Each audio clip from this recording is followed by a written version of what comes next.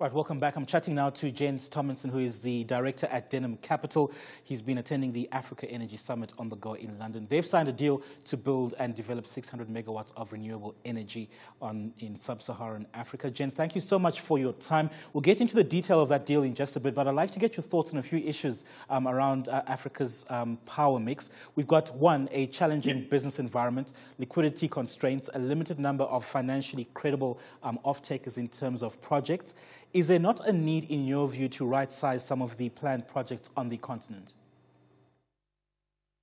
Yeah, so thank you. I mean, I'm not necessarily disagreeing with the background you just described, but I think it's worth putting that into the context that Africa still remains the most underserved power region in the world. You're talking about a population of 1.2 billion people, where more than 600 million people have no access to power. So, in the context of a market where technology is changing rapidly, the cost of power generation, whether it's renewables or thermal, is coming down at a rapid pace, enables you to your point exactly, right-size the power solution much more accurately to the off-takers looking for, which then also makes it a lot easier to find a credible and a creditworthy off-taker solution to your power purchase agreements.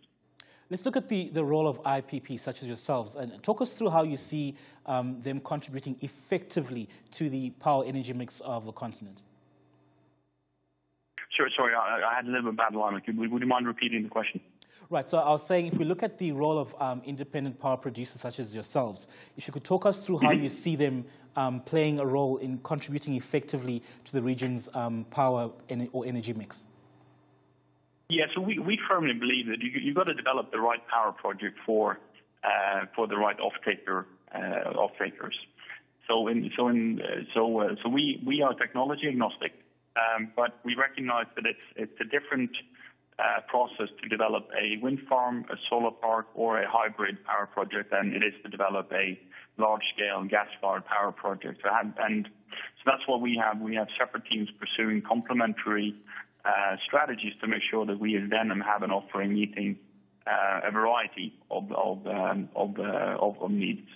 So I think what we're seeing is, if you sort of run through some of the main technologies, I think solar has a unique proposition in the sense that it is fast to market. So Greenwich Partners is building now the first solar PV plant in Senegal. Groundbreaking in February this year, and that project will now be in operations late September, October. That's a six-month period from where you talk about a population that had very limited access to electricity, and that plant on its own will provide electricity to approximately 180,000 people. Wind is a technology that again also has become very cost competitive over time. It is very complementary to solar in the sense that you'll have a different load profile that doesn't necessarily limit itself to daytimes only. And then you have the more conventional technologies, whether it's gas or energy to gas, or in some cases liquids, where you can provide baseload power, and particularly suitable for providing electricity to large industrials and or large cities. So it's sort of putting the right project in the right setting. Jens, do we have sufficient financial support mechanisms? And I ask this with a particular focus on renewable energy for the continent. If we have sufficient financial support for renewable energy? Yes. Yeah, so I think we firmly believe that if you've got a project that is developed to an international standard with a fixed price paid certain construction contract, a long-term offtake agreement, which in a bankable, creditworthy format, there is ample capital to come in at that point in time. The constraint, and this is very much an extension of what we've seen in developed markets over the last 5 to 10 years, where investors such as pension funds, insurance companies are looking for long-dated, predictable cash flow yielding assets, and they are looking to beat government bonds. And I think what we've seen with the massive inflow of capital into European and North American renewable power projects, is that yields will come down. And insurance companies are now looking to reinvent themselves, look for that sort of 300-400 basis point premium to what they're getting in other markets, and are now actively assessing and starting to invest in emerging markets as well. So I think that is a trend that is continuing, and that's great. The hard bit is coming back to my earlier point about making these projects ready for construction and then put them into operation. And that is where I think there is perhaps less capital available, but again, that is a niche that we at Denim think we're happy to focus on. It lends itself to our past experience of what we've done in our lives, both prior to joining Denim, but also while working at Denim.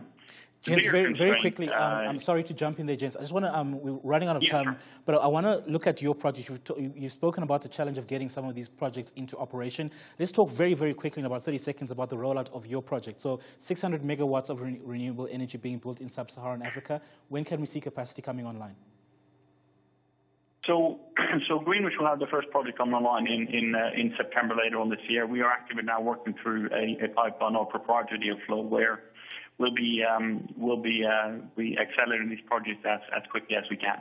So now part of the reason why we're focusing on the strategy of on grid wind and solar, but also projects connecting directly into the C&I space, is that you have the ability to control your own deal timeline because you're in a bilateral setting as opposed to being in a public tender situation such as say Egypt is looking to move forward to. So our ambition here is we've got a great team that we are bringing on board. Some of them are already on board, some are coming. So we expect to get the first projects going pretty soon. Good place to leave it. Thank you so much. That was Jens Thomason from Denim Capital.